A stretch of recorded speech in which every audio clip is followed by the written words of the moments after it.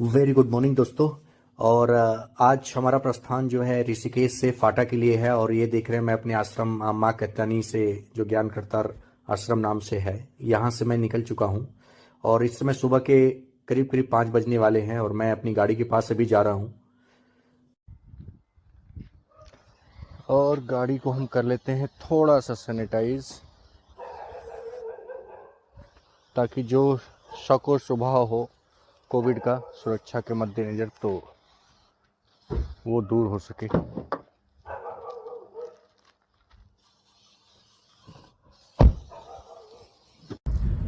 और इस तरह हम लोग निकल चुके हैं ऋषिकेश से।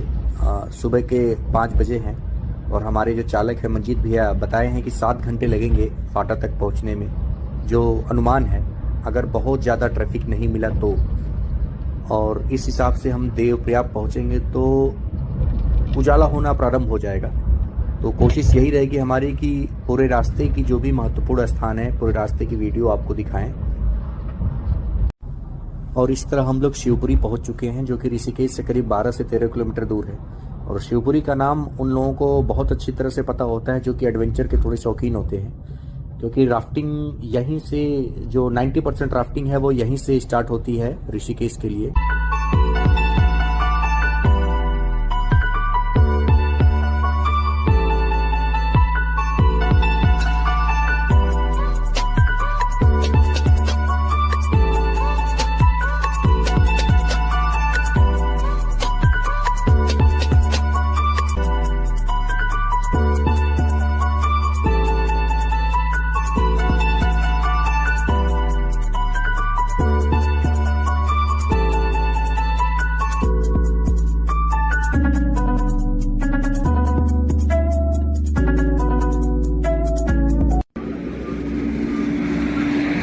और ये स्थान जो आपको दिखाई दे रहा है ये है देवप्रयाग। देवप्रयाग वो स्थान है जहाँ पे कि माँ भागीरथी और अलकनंदा जी का संगम होता है।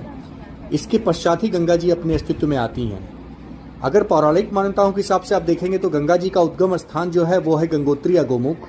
लेकिन अगर वास्तविकता आप देखेंगे इस समय में तो गंगा जी जो अपने अस्तित्व में आती है वो देवप्रयाग में ही आती है। और ये जो हरे कलर का आपको पानी दिखाई दे रहा है ये है माँ भागीरथी का, और जो मटमैले कलर का पानी दिखाई दे रहा है ये अलकनंदा जी का, जो कि बद्रीनाथ और केदारनाथ से जो नदी आती है उनका है ये। और ये जो आप शहर देख रहे हैं ये है देवप्रयाग और इसका संगम का इलाका है ये। और यहीं से माँ गंगा का असली यात्रा प्रारंभ होती है। अब हम लोग निकल चुके हैं देवप्रयाग से अपने जलपान के बाद। और अगला जो स्थान आएगा वो है श्रीनगर। श्रीनगर हरिद्वार के बाद केदारनाथ तक की सबसे बड़ी सिटी, जहाँ पे कि शिक्षण संस्थान भी अच्छे हैं और व्यापारिक केंद्र भी है अगर पहाड़ों के हिसाब से देखा जाए तो।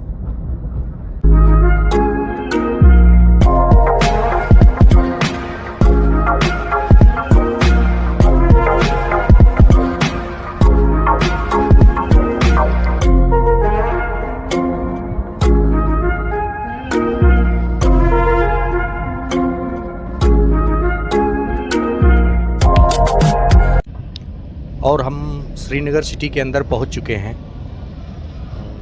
जब मैं 2019 में केदारनाथ की यात्रा पे आया था तो ये जो आपको डबल लेन सड़क दिख रही है ये सिंगल लेन थी और बहुत ज़्यादा ट्रैफिक की समस्या थी, क्योंकि ये सिटी भी काफ़ी बड़ी है, हर तरह से यहाँ पे लोगों का आवागमन होता रहता है। लेकिन अब रुद्रप्रयाग तक जो अपडेट है, रुद्रप्रयाग तक सड़क बहुत अच्छी हो गई है, 1-2 जगहों को छोड़कर।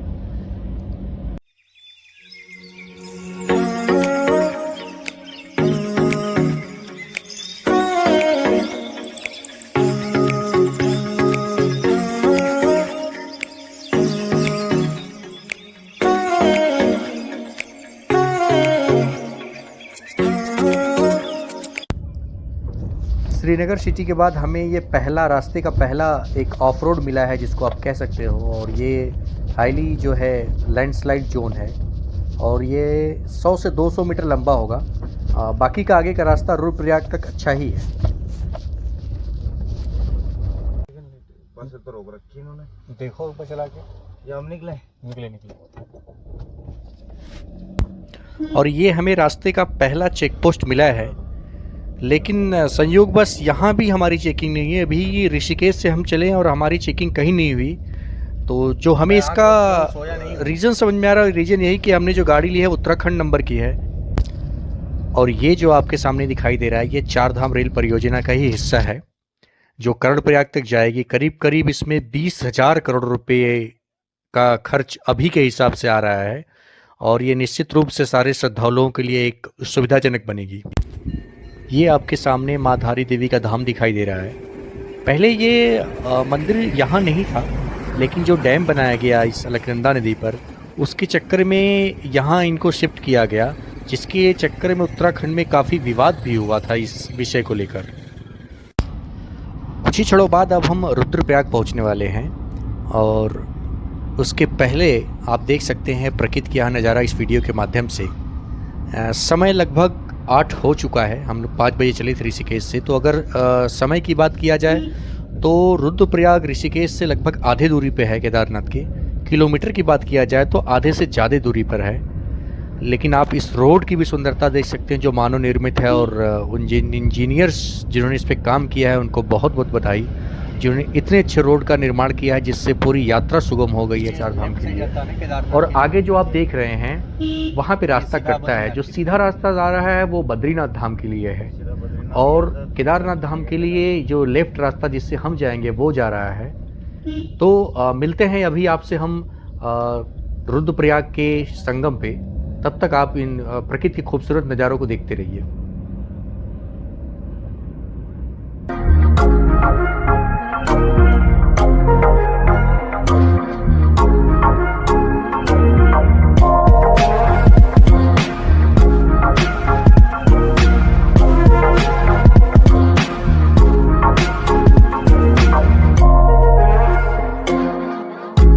और हम अब पहुंच चुके हैं रुद्रप्रयाग, जो संगम है, और ये रुद्रप्रयाग शहर जो इस संगम पर बसा हुआ है। आप साफ साफ देख सकते हैं दोनों नदियों का संगम जो अलकनंदा और मंदाकिनी है। अलकनंदा जो बद्रीनाथ धाम की तरफ से आ रही, जिनका कलर थोड़ा सा मटमैला है, और ये मंदाकिनी है ये आ रही केदारनाथ धाम से, जो जिनका जल स्वच्छ दिखाई दे रहा है। और ये मंदाकिनी वही नदी हैं जो त्रासदी का कारण बनी थी 2013 में उत्तराखंड के, लेकिन यहाँ पे एकदम शांत दिखाई देते हुए नदी। और ये मैं हूँ जो अपनी मुंह दिखाई की रस्म पूरी कर लिया हूँ। आगे बढ़ते हैं। अब हम पहुँच चुके हैं तिलवाड़ा पे, और यहाँ से आप देख सकते हैं शाइन बोर्ड पे कि यहाँ से टिहरी के लिए भी रास्ता कटता है जो कि 85 किलोमीटर दूरी है। और अगला जो स्थान आने वाला है वो हमारा है अगस्त्यमुनि, और यहाँ से फाटा की दूरी है करीब करीब 45 किलोमीटर।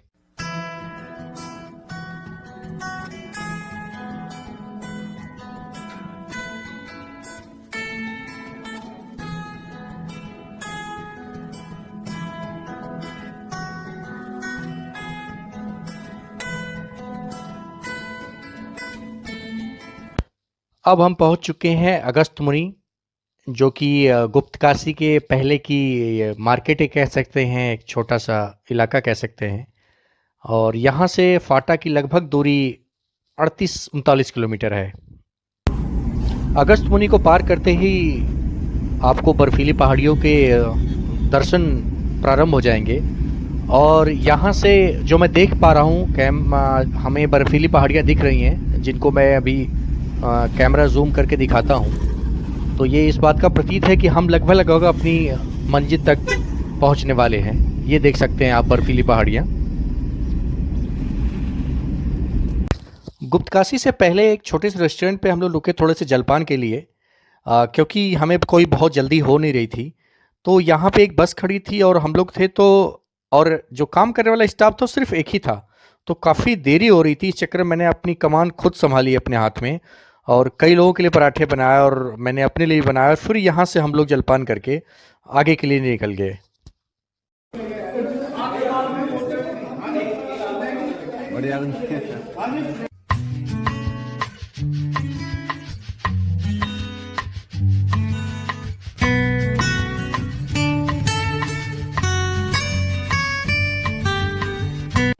अब आप जो दो रास्ते देख रहे हैं, एक रास्ता जो सामने जाता है ओंकारेश्वर महादेव, और बद्रीनाथ का भी एक ये लिंक रास्ता है। और ये जो पुल आप देख रहे हैं कई मूवीज़ में और कई यूट्यूबर्स के व्लॉग में भी आप ये पुल जरूर देखे होंगे।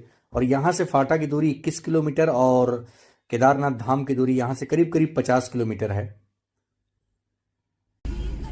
अब हम गुप्तकाशी पहुंच चुके हैं और ये आप देख सकते हैं गुप्तकाशी का ये जो टैक्सी स्टैंड है, यहाँ से रुद्रप्रयाग के लिए सीधी टैक्सीज मिलती हैं और यहाँ पे होटल्स वगैरह भी मिलते हैं। और यहाँ पे जो हेलीकॉप्टर की जो सर्विसेज है केदारनाथ धाम के लिए वो यहाँ से ही स्टार्ट होती है। इसके बाद फाटा आता है, इसके बाद सिरसी आता है। तो इन तीनों जगहों से हेलीकॉप्टर की सर्विस है।